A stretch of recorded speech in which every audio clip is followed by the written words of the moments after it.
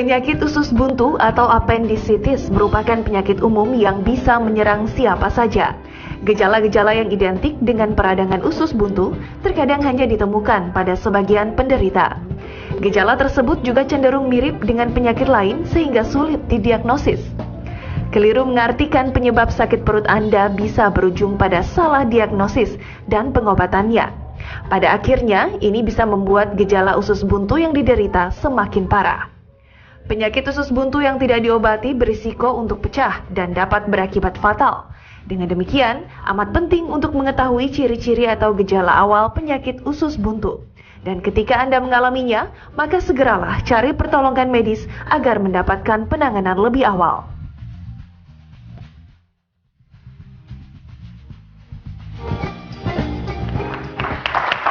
Kembali lagi bersama kami di acara Ayo Hidup Sehat. Nah, tadi sempat ya Mbak Angel sempat cerita kalau abis makan rujak terus sempat sakit perut ya. Sempat perih karena memang nggak makan dulu yang lain gitu kan. Kadang-kadang kan kalau cewek kalau lihat rujak langsung yang pedas-pedas dok, langsung pengennya wah langsung perutku langsung perih gitu. Itu kenapa sih dok biasanya itu pengaruhnya? Apa karena pedasnya? Apa karena memang ada kandungan apa di dalam cabai itu gitu? Iya, jadi sekarang tergantung temennya cabai itu apa. Kadang-kadang kan kita tuh cabai itu asam dengan pedes ya. Jadi kadang-kadang juga dicampur cuka misalnya. Ini yang jadi masalah nih. Jadi bisa saja mungkin belum tentu komponen cabainya yang membuat kita merasa perih atau nyeri, tapi bisa juga karena memang dari asamnya itu cukanya itu tadi. Bisa juga karena buah-buahannya itu ya. Nah, buah-buahannya sendiri gitu loh. Jadi nggak bisa juga belum tentu cabenya. Tapi sekarang kita mesti bilang dulu. Sekarang kita ini punya masalah nggak sih dengan lambung kita sebelumnya? Punya masalah nggak sih dengan mah kita sebelumnya gitu ya? Nah, kalau memang dalam keadaan kondisi akut, ya tentu kalau kita kasih yang pedas-pedas, asam-asam pasti kambuh. Nah, tapi kalau misalnya kita artinya memang oke lah nih lagi tenang-tenang aja aman-aman nggak ada masalah tapi tetap jangan berlebih-lebihan itu kuncinya. Jadi bukan karena cabai aja ya, jadi banyak faktor yang bisa bikin orang tuh jadi kayak perih di dari perut komponen atau apa. makanannya sendiri misalnya. Nah, betul. Nah, Angel, ini Dokter Ari udah punya gambar-gambarnya. Bagaimana caranya kita mengenali berbagai macam nyeri perut? Ayo Dokter Ari, kepada saya ke LED.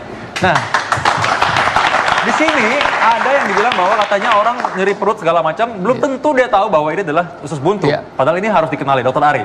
Bagaimana ciri-ciri usus buntu? Masyarakat perlu tahu mengenai. Iya, jadi pertama begini. Pertama kita mesti tahu dulu bahwa nyeri perut itu tidak selalu karena usus buntu. Memang sih kadang-kadang pasien itu datang, dok saya yang paling ditakutin apa sih dari seorang kalau nyeri itu pasti usus buntu gitu loh. Kenapa? Karena dia berpikir nanti pecah, nanti bahaya lah udah gitu ya. Nah, jadi kita mesti tahu dulu di mana sih posisi dari kalau kita nyeri di usus buntu tersebut. Jadi memang posisinya itu ada di perut kanan bawah ya. Jadi daerah perut kanan bawah dan nyerinya tuh memang seperti nyeri banget ya, tekan ya, kadang-kadang memang sampai dia timbul mual muntah pada saat nyeri tersebut. Dan biasanya memang karena ini infeksi, ada suatu peradangan infeksi, dia biasanya disertai dengan demam. Ya, ada pasien itu rasa demam ya.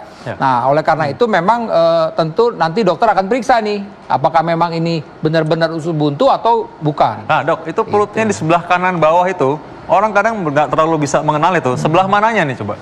Ya, jadi misalnya di sini ya? Iya.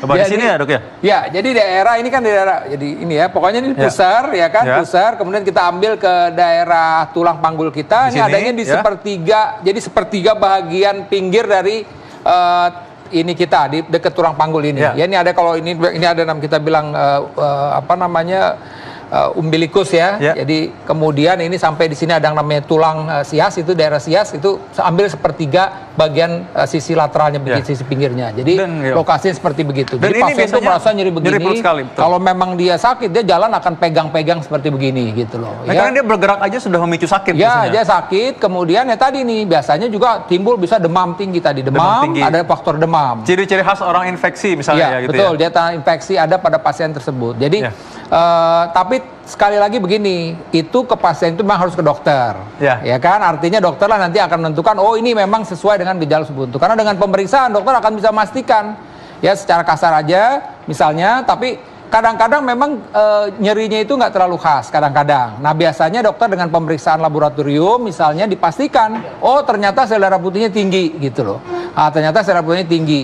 Nah, oleh karena itu kembali lagi tadi memang harus ke dokter dan dokter yang akan memastikan apakah ini memang usus buntu atau tidak. Karena di sini juga ada organ yang lain. Misalnya organ untuk wanita, ada organ kewanitaan di sini.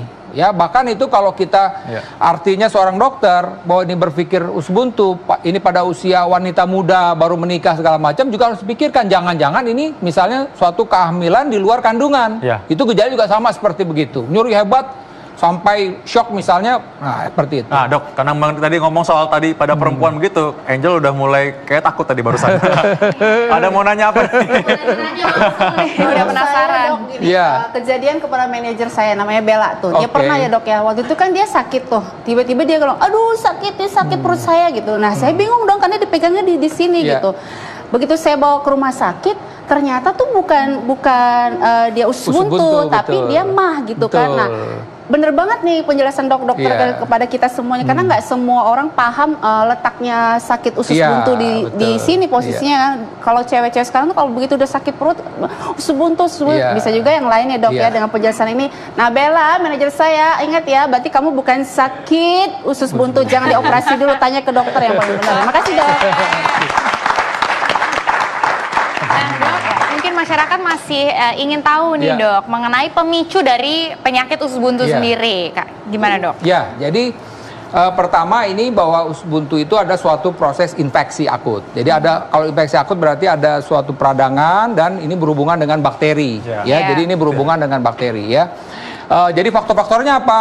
Orang tersebut bisa aja kecapean, daya tahan tubuh menurun segala macam. Nah kebetulan memang di sini ada proses peradangan. Ini usus buntu ini kan sebenarnya usus ada suatu kantong begitu ya, dan suatu waktu ini bisa tertutup, bisa karena tumor, bisa karena benda asing, bisa karena kotoran yang keras misalnya. Nah kalau dia memang ini tertutup, akhirnya bisa terjadi kayak seperti ini, terjadi infeksi ya, jadi peradangan akhirnya kalau ini sudah terjebak seperti gini, ada proses peradangan, kemudian ada kuman, nah ini berarti ini prosesnya berjalan terus, mungkin sampai terbentuk nanah segala macam dan bisa pecah itu. Nah itu tadi kondisinya bisa seperti itu. Nah, jadi pemicunya bukan karena makan cabai, lalu cabainya nyangkut di usus buntu. Iya, begitu. Jadi kan bukan karena biji jambu apa yang kita makan nyangkut, itu juga bukan karena itu ya dok ya?